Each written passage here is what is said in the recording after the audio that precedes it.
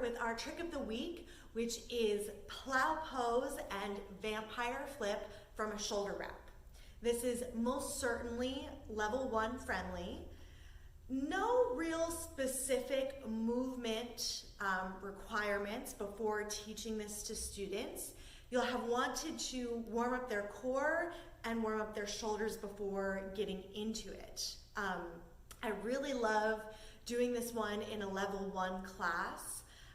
Sometimes I'll make it our entire inversion sequence for that level 1 class, and I'll typically break it out if throughout my class I've noticed that some students really struggle with the pressure of the fabric, because then I'll know that hip hang or seatbelt might feel too intense and the student will either not enjoy themselves or won't feel very successful. Whereas with this shoulder wrap, it really distributes the pressure of the fabric across your body. There is a little bit on your shoulders, but if the fabric is placed correctly, it really doesn't feel too bad. And most students can at least get into plow pose with your assistance. And even though it doesn't always look like much, it really is exhilarating. Something really, really important to me is I've seen pictures all over Instagram where people are in the shoulder stand. They let their hands go and bring their hands to heart center. This is extraordinarily dangerous for no reason. I think that it's crossing this line where people think that in aerial yoga you're supposed to let go of fears and trust the swing. And while that might be true, you're supposed to do it from a place of really good knowledge and understanding. And if the fabric's on your shoulders and your hands are at heart center, if your shoulder pops out at all, you have nothing to grab onto to save yourself, and you're falling right on your head. So it's just really silly and does not provide anything extra to the student for doing it, and just puts yourself at unnecessary risk. Okay, so that's my soapbox for that. That being said, if I have new students doing this in the class, I require that each and every one of them waits for me to double check that they have the correct wrap in their hands before they get into it. Most of the time too with new students, I have to provide a little assistance to get them there. And I'll just go over that right now before I get into it, since you saw the preview video. So your student will be laying flat in the swing. Let's say that this is their head.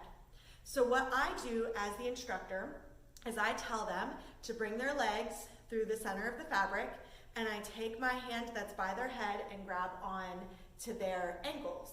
Then I bring my other hand to their lower back, and that way I've got 2 points of contact with them, and I can help lift their hips up and use my hands to help guide their legs into the plow position.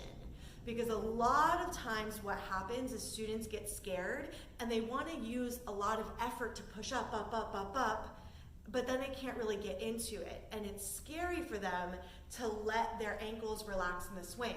So by you holding and pushing them, it's a little bit easier for the fabric to get where it needs to go. Or to get the student where they need to go, rather. And then on the flip side, you can help lift them up by just kind of pushing into their ankles, guiding them back into the swing. Or if they went all the way to vampire, you bring one hand by what's now their shoulder, another hand sort of under their hips, and just guide their hips up a little bit, and then they understand a little bit more easily how to get into the swing. So here's the hand grip.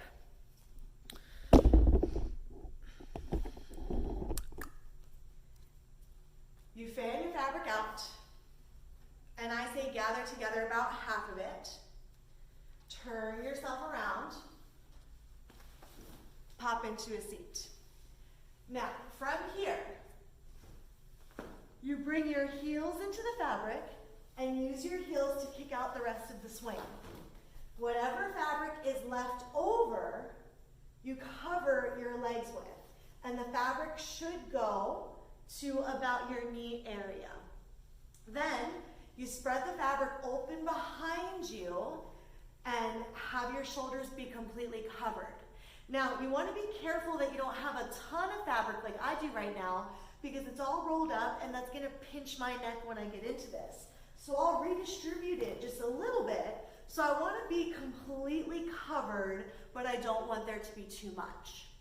Then you reach your hands up, pinkies together, thumbs into the fabric, curl your fingers around, and wrap your arms up. You press into the meaty parts of your thumbs, and first, you do plow pose. Knees into your chest, stretch your legs overhead, keep pushing into the meaty parts of your thumbs, and stack your hips over your shoulders. Let's see if I can turn it all right here, so that you can see the plow position with shoulders stacked, or hips stacked right over your shoulders. And this is a really nice variation of plow. Honestly, in my regular yoga practice, I have kind of given up on plow because I find that it just doesn't feel good. It just puts a lot of pressure on my neck, and whether I'm doing it correctly or incorrectly at this point in my life, I just don't think it's worth it to do plow pose on the floor when I can do it in the swing without pressure on my neck. And that's another important part. The fabric needs to be right on your, like in between your shoulder and your neck, not in between your head and your neck. That's too high, and that will put pressure on your head, and that is not what we are looking for at all.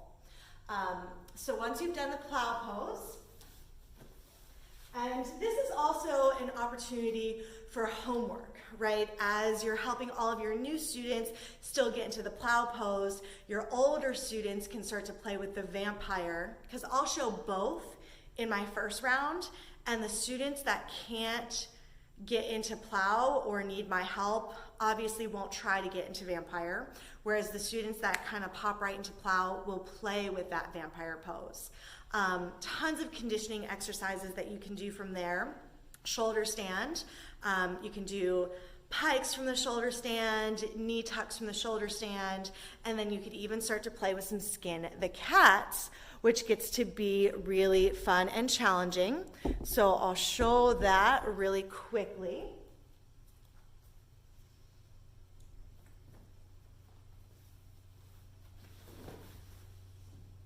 Again, in the swing, legs are covered, lay back at shoulders, not between head and neck, right between shoulders and neck. Hands up, thumbs in, curl around. Now for vampire, knees into your chest, legs go overhead. You keep pressing into the meaty parts of your thumbs and lower yourself down until you're parallel to the floor. Careful that you're still strong through your belly. Lift up. Then you can play with shoulder stand, and this is the one where people let their hands go, and that's silly.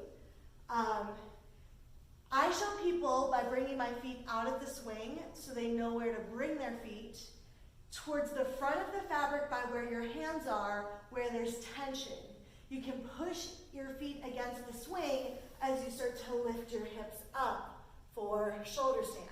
Now, if you don't need your feet to be against the swing, you can bring your toes together, play with some pikes, play with some knee curls, or for a really challenging skin the cat, you start to lower your legs down until your feet barely hover and pull yourself all the way up. And of course, I like to end class with that because then they can just lay on back and they're in Shavasana. So most of you guys, I imagine, have done this level 1 trick. Let me know in the comments any variations that you've played with. If you have any questions about safety, about spotting for this one, it's really fun. It's a great one for new students to do. They'll feel successful, strong, and they'll usually want a picture of it because it's pretty visually cool. Otherwise,